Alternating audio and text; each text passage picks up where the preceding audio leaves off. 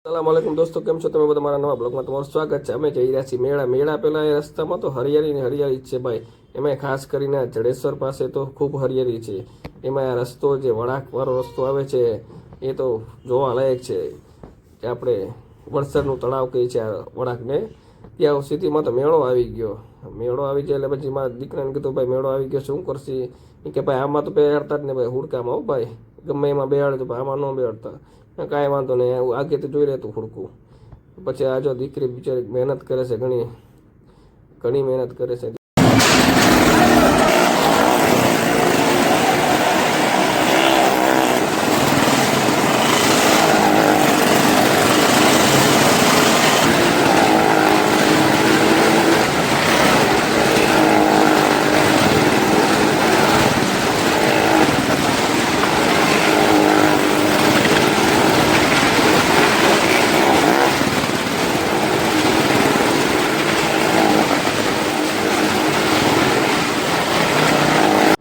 ત્યાં દીકરી અને દીકરાને નાના ફજતમાં બેસાડ્યા.